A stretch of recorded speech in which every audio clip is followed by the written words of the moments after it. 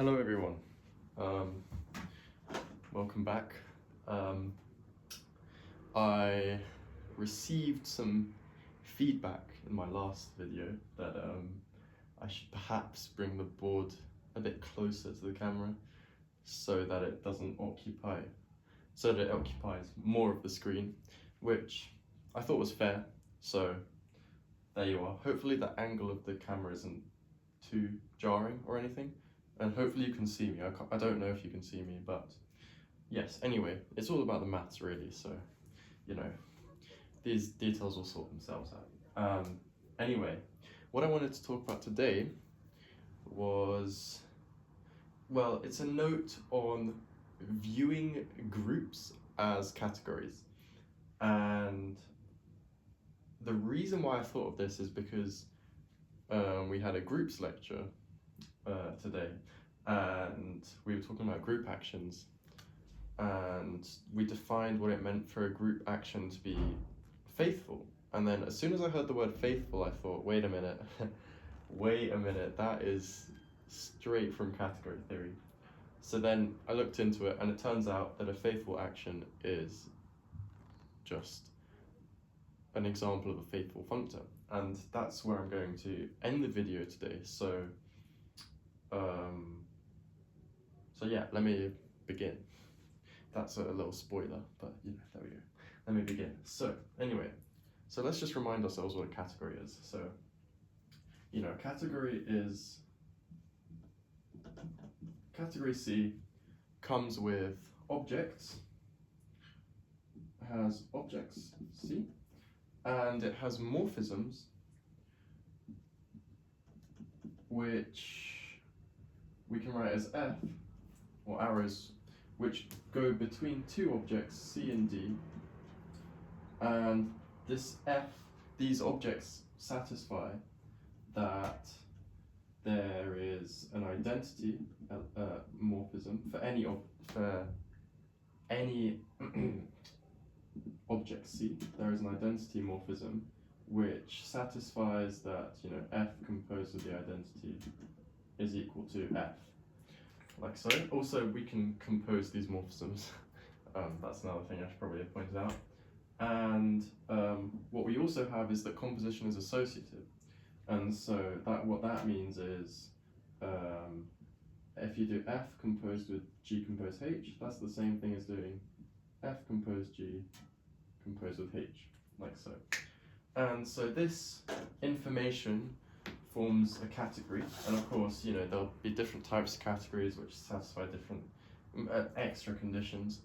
But, you know, like for example, we have the category of sets, where the objects are sets, and the morphisms are functions. Or we could have the category of groups, where the objects are groups, and the morphisms are homomorphisms. Now, here's something I want to point out, is that these morphisms needn't actually be functions. So an example of a category where the morphisms are not functions, apart from the example that we're going to mainly focus on today, but just to get the gears turning, is the category of relations. So the category of relations, we'll call it rel. The objects of rel are just sets. I don't want to say the set of all sets because I don't really know if that's allowed, so I'm just going to write sets.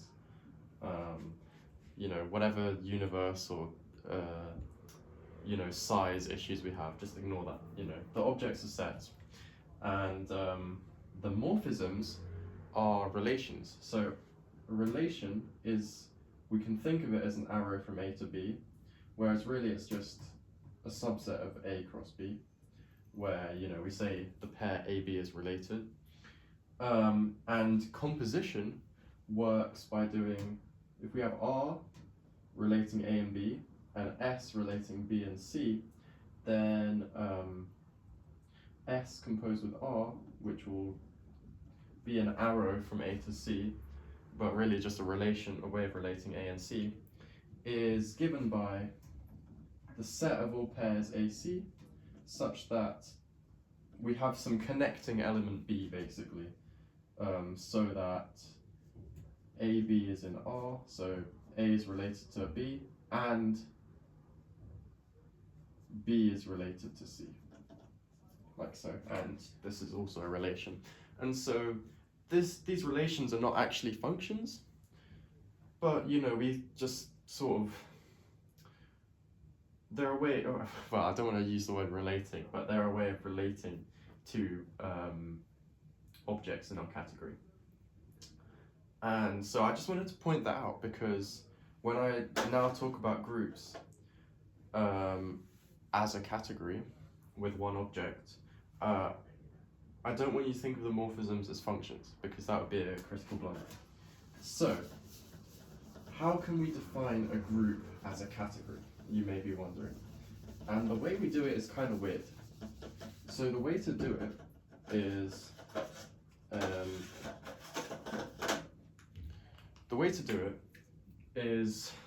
you consider a category with one object, and we'll call it bullet. So bullet. Actually no, we'll call the category G, and we have that the objects of G are just bullet, and the morphisms of G are equal to group elements. These are our elements of the group.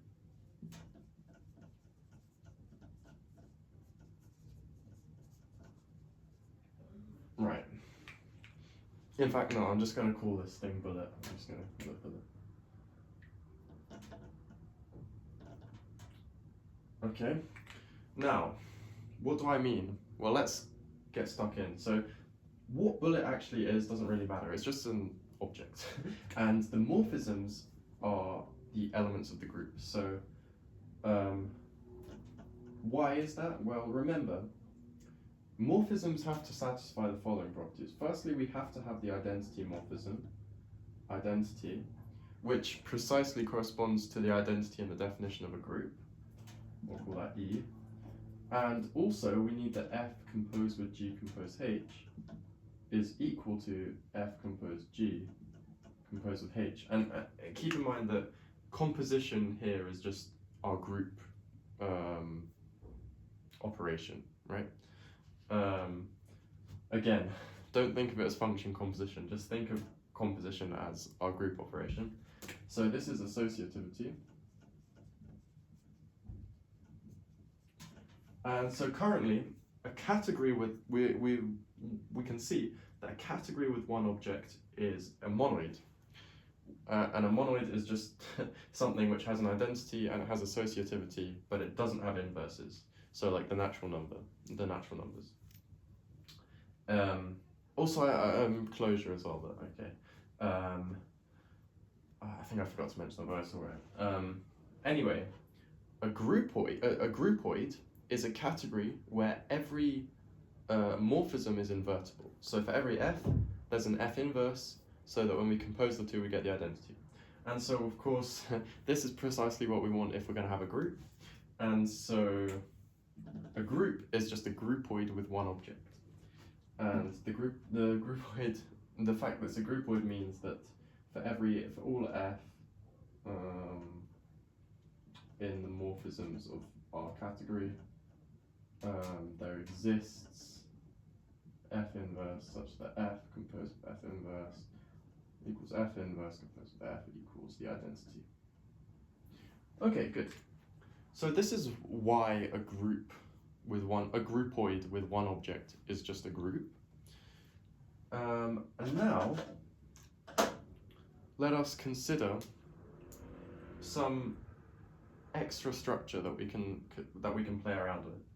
So one thing that immediately you would see when you talk about groups is group homomorphisms. So how do we map between groups? And in this case, we should be asking, how do we map between categories? Because we're considering our groups to be categories. And the way you do that is via something called a functor. And so the functor, what it will do is, between two categories C and D, is it will take objects of C into objects of D. So get an object, so F of C will be some object of D, and it will take morphisms of C to morphisms of D. So if we had some morphism in C given by from A to B, then we get a corresponding morphism from f of A to f of B. And this must satisfy that f of f composed with G is equal to just f of f and then composed with f of G. And so if we want to have group homomorphisms, well then those are just precisely functors between two different groupoids of one object. And the reason for this is because if you look at this condition here, this is precisely the definition of a homomorphism, is that f of f times g is equal to f of f times f of g. So the way we map between groups, i.e. group homomorphisms, are now functors between categories with one object. Okay, good. Now, here we get on to the idea of actions. So a group action is, well, it's, so definition. A group action is something that takes, it's a map which takes in an element G of a group, and sorry, I should say a left group action on a set X. Yeah, so we act on a set X, and it takes in an element of a group G and an element of X, our set which we're acting on, and it gives you an element of X. So it will map GH to some element that, sorry, I should probably denote this by X. GX will get mapped to this element of X, GX, which, you know, depending on what the action is, you know, there you go. Anyway, what do we have? Well, we have that we require, so some of the properties of group actions are that we require that, you know, the identity acting on X still does nothing. So the identity still does nothing when we act. What we also require is associativity. We want associativity because otherwise it's a mess. You know, you have to be really careful with the brackets and stuff. So to ignore all of that hassle, we require associativity. So G acting on HX is the same as G times H and then acting on X, like so. And these things are really nice. We can do lots of good stuff with group actions, which I won't get into right now. But a key thing to notice is that group actions are precisely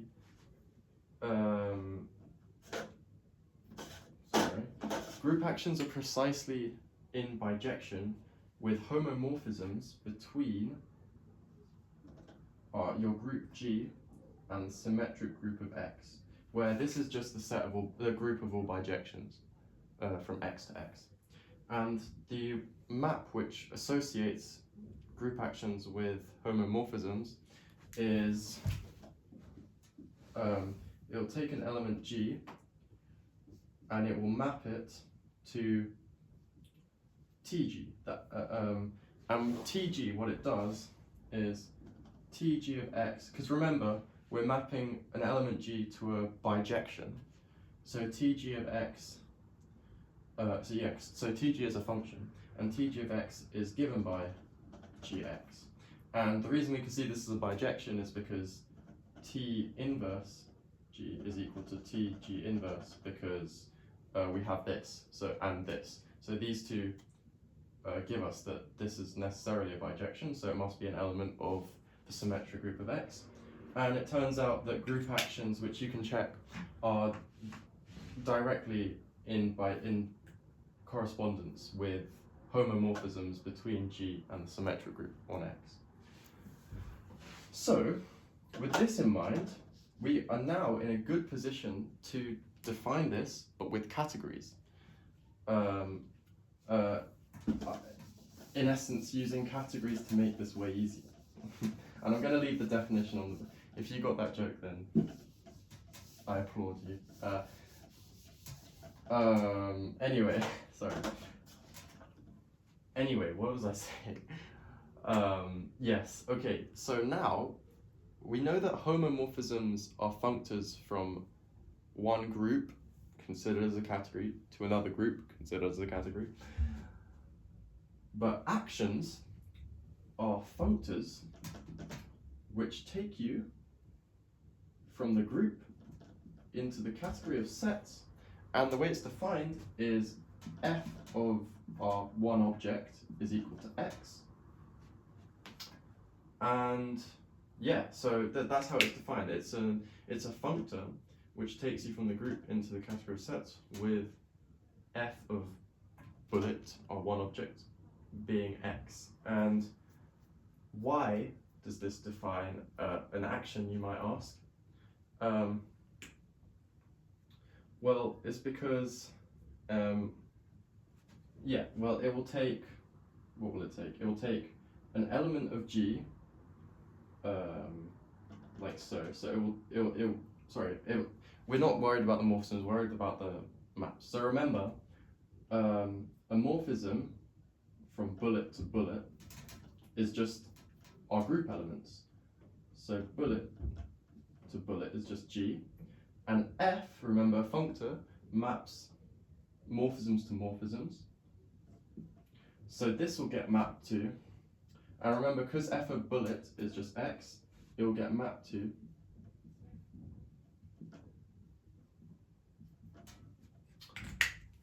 a morphism from X to X. But now, because we're in the category of sets now, this is just a function. And the reason why this is a bijection is precisely because we're in a groupoid, we're not just in a category. So the inverse of this would be to map to the function given by f of g inverse, like so. And by this down here, we can see that, we can see that a functor from our one element category group, our one object, a groupoid, i.e. group, to the set of the group category of sets with f of bullet being x, gives us a left group action acting on x. And this is what I was originally curious about, is why are faithful actions called faithful? So a faithful action is an action where this this homomorphism is injective, i.e. You guys know what injective means, I'm not going to bother explaining that. But that's the definition of a faithful group action. And a faithful functor, f from C to D, is called faithful if the associated map, which takes you from the set of all morphisms between two objects x and y,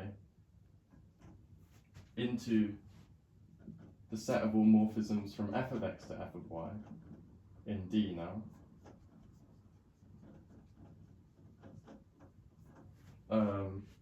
And what's this given by? Well, it will just take f to f of f x y. And the definition of a faithful functor is one for which this map is always injective. But, hold on, let's just apply this here. So our group action, we know, is just a functor which takes you from the set of all morphisms between bullet and itself, i.e. just our group, and it will take you into the set of functions between x and x, And the way it will do this is this is just an element G, and this f of G we can just think of as Tg, right? And so this functor here, this map, I should call it like dot x. This map, which is induced by our functor, is precisely a group action by what we have there. And so, yeah, and the definition of a faithful action matches up precisely with the definition of a faithful functor. And that's the remark. This is basically just like one really long remark, is that faithful actions are just special examples of faithful functors. And as I was looking this up, I saw a few more cool results in group theory that you can derive from category theory. And so this is almost like a warm-up to future videos, because yeah, I don't want to let this theme go just yet. I just wanted to introduce it so that in later videos, if I'm proving something from the about groups from the perspective of categories, I don't have to run through the whole a group is a group with one object, functors are homomorphs, and blah blah blah, because you've seen it here. And hopefully my explanation of why an action is a functor from bullet to set was clear and everything. And if not, then yeah, just let me know. But other than that, I shall see you in the next video, which should be shortly.